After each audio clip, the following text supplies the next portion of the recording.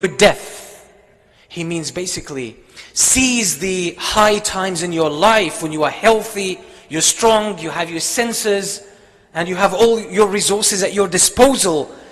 Utilize this, because when you are ill and sick and incapable, you can't do much. So seize these beautiful opportunities when you have the energy, you have the youth, you have the focus, you have the power, you have the time. And take from your life for your death. That means use this life, seize this opportunity that we call life, to do enough things, to build enough credit with Allah, so after your death you have paved your way. You have your way paved to paradise. So he's summarizing what the meaning of this life has become to him after hearing this advice from the Prophet ﷺ. So the Prophet ﷺ gives, and this advice is not only directed to Ibn Umar, it's a universal advice to everyone. And it's not something that tries to take us away from life, like some people like to deduce from this hadith. They want to interpret this hadith in a very negative manner, in a way that takes them away from life, away from reality. On the contrary, everything in the instructions of Islam and in the Quran and the instructions of the Prophet ﷺ, you will find that it directs you to live life fully. Live life fully. Get the full experience of life. And the full experience of life as it really is can only be ethical and according to principles. Those who take life in the wrong direction are abusing it, they're not using it. So the Prophet ﷺ gives him two options, and this shows as well the space that Islam gives us. Strangers, in this life, truly as a Muslim we don't belong. But that doesn't mean I don't engage with life. I engage with life fully. And I build something in this life, and I have a contribution, and I worship my Lord, and I connect to people, and I'm good to others. And I have something to present, and something to contribute, and something to give, and something to offer. And I have a lot to learn, and I have a lot to do, to grow as well. This is how the life of a Muslim should go. But yet I still see my final destination. So I see everything in this life as an open field, as an open opportunity for me to engage with, to learn from, to grow with, to build my faith more, to build my knowledge more, to build my wisdom more, to help people more, to offer others more, to create more contribution, to make this world a better place.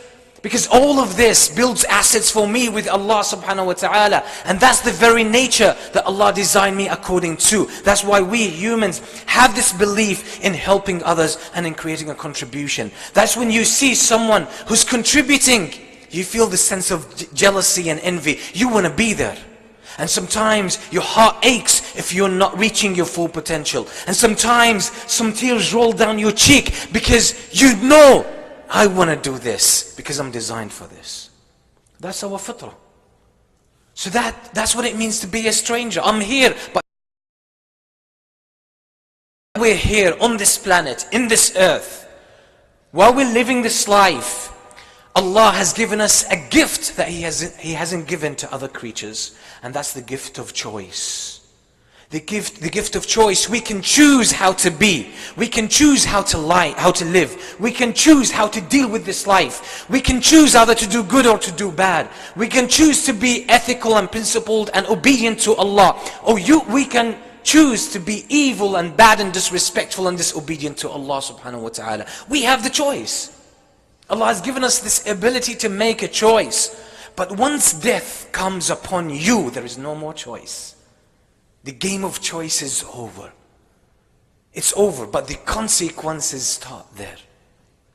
And that's why Abdullah ibn Umar, he says, take from your life for your death. So use this choice in this life, because after death you have no choice. So choose your choices, make your choices wisely, so that after death, when you have no choice, you've already created enough for you to make it to paradise and to prosper after death.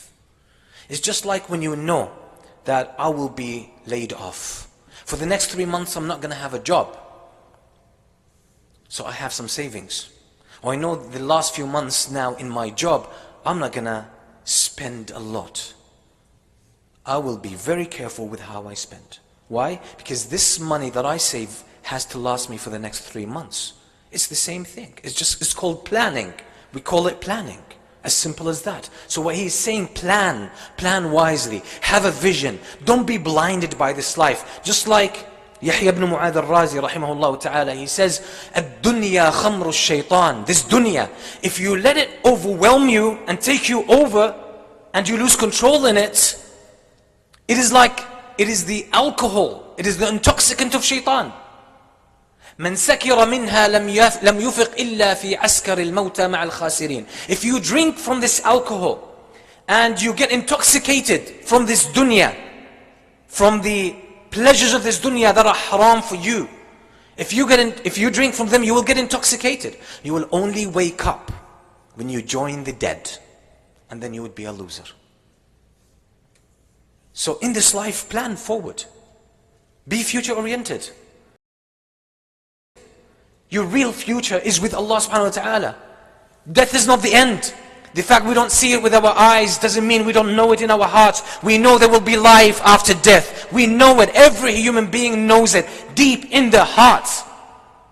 They might deny it. They might reject it in their brain. It doesn't make sense to their intellectual brain. But their spiritual brain and intellect in their heart knows it very well. And Allah said about the biggest of the disbelievers, Fir'aun and his people, Allah said about them, وَجَحَدُوا بِهَا وَاسْتَيْقَنَتْهَا أَنفُسُهُم. They denied it. They lived in denial to it. Intellectually they rejected it.